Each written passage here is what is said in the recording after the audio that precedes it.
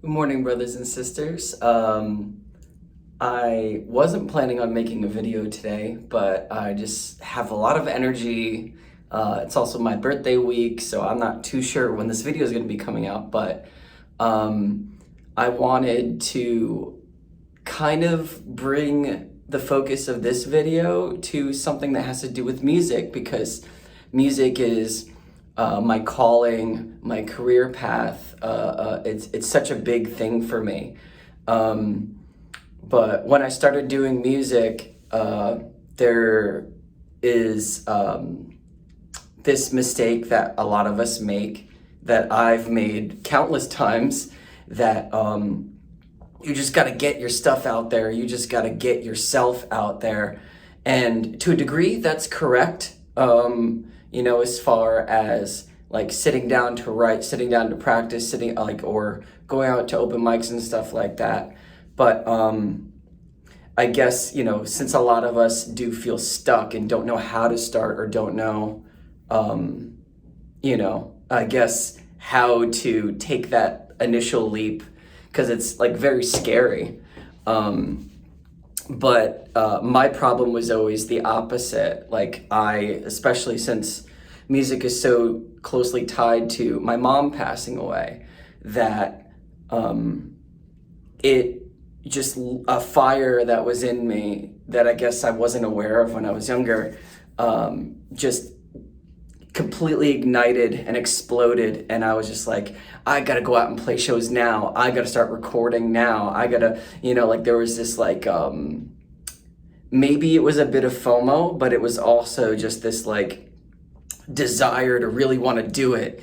So I didn't really take the time to practice. I didn't really take the time to, look for the right people to perform music with. I kind of just would take whoever was down, whoever was, the most available, regardless of whether or not our values lined up, regardless of whether or not we even liked the same kind of music. So there was this rush. So I'm speaking to a lot of us that feel like, we really got to do this now, and we're not really taking enough time with it. This is probably one of the things that I really wish I knew before my first show. But this kind of extends beyond playing for the first time. But you really want to have a clear, cohesive vision. If you're in a band with other people and it's not just like a solo project, you really want a cohesive vision with your bandmates. What are the different influences you have? Where do you align up? And then look for that common ground musically, and then stick to that. You could piece little elements from different bands that you like that maybe you don't all like, but it's very, very important to rest on that common ground, create from that common place, and then practice. It wasn't until maybe 3 years in, 6, 7, 8, 9, actually almost 4 years in to me doing music, that I finally had the desire to seriously want to improve. One way that I would improve would be by watching videos of me live, by listening to home recordings or whatever it is, and going over I could be a little bit more confident here, a little bit more confident there. Sorry if a lot of this is a little bit all over the place too. I'm noticing it's a little bit scattered. Maybe it's my energy, but maybe it's also because it's such a broad topic to talk about. Taking your time to practice, find the common ground with your bandmates and map things out correctly, but also, as I was mentioning and going into, there was this show happening in early 2010 that was a competition, and I had never done a competition up to that point. So I was practicing for the first time ever, every single day, not just my songwriting, not just I guess playing the songs, but performing them, my stage presence, how am I going to talk? What am I going to say? Like what is relevant to the songs that I'm performing? Is there a specific order that I should be performing the songs that have an energy that flows more freely, as opposed to like having songs that sound a little too similar back to back, or having the energy be kind of like chaotically all over the place. So these are things that, like, when you slow down, you start to pay attention to. Instead of just like, oh, I gotta crank this out, I gotta crank that out, I gotta crank this out. And I think in today's day and age, it makes total sense that we have that mentality, because we live in the age of content where everyone is making videos or live streaming, and and it's kind of more geared towards just making short form things and just making things as quickly as possible and putting them out there. And maybe the nature of this video, as opposed to the videos I usually put out, is a little bit more in that vein. But it's so important as an artist, as a creative, especially when you're getting started, to really take the time.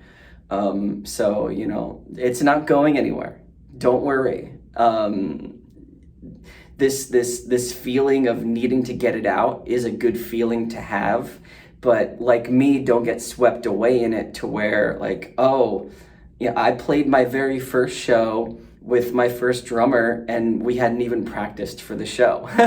Or I went into my first time recording a record in the studio in 2009 without a game plan. Like I had 4 songs written out, but I didn't really have any of the other parts written out, and I wasn't really focusing on structure the way that I focus on structure now. So like, as you continue to create from this place, you will speed up, you will slow down, the pace will vary. You don't need to worry about being stuck, especially if, like me, you have all this energy and you're kind of like rushing to get it out there. Just be with it. Be with it and it will come. Quickly on the flip side of that, in 2016, I had the honor of being a vocal coach for 2 very talented vocalists, and it was for a competition they were in. They both placed 4th and 1st place respectively, which is really awesome. And they're both phenomenal singers. So as their coach, I was just straight up with them. I didn't really have much to offer them as far as learning how to sing, because like I already knew their strengths. Like I heard them, I saw them.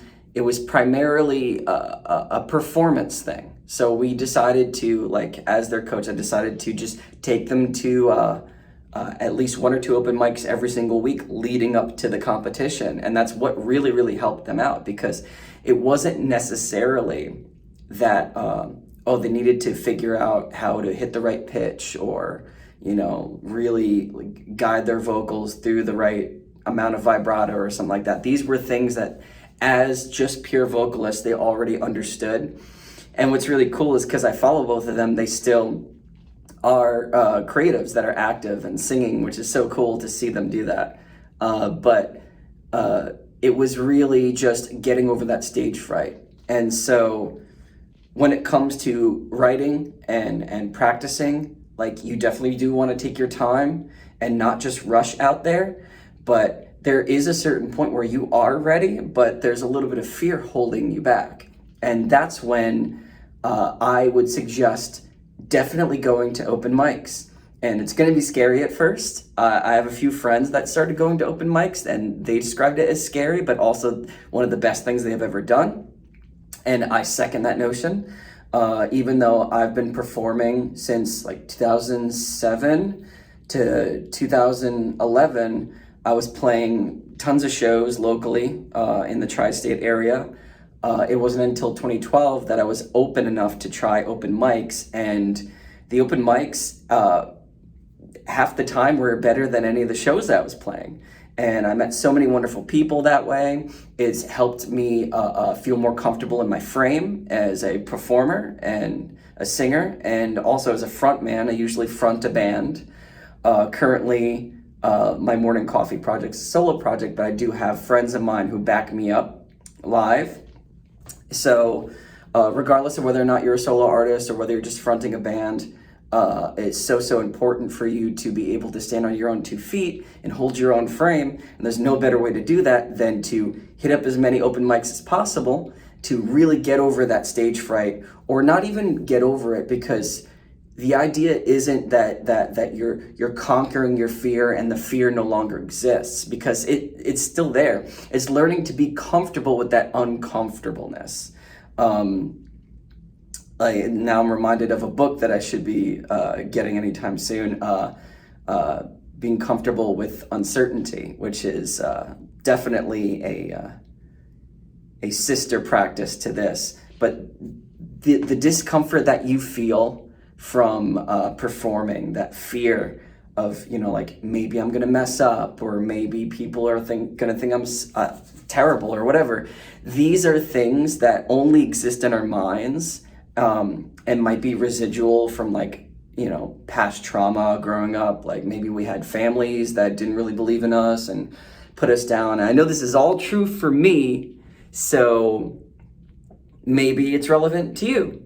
But I just wanted to make a quick video talking about one of my deepest passions, music, and some of the advice I'd like to give you younger musicians who are just starting to get out there, that have a lot of passion. We love to see it. And yes, thank you for listening.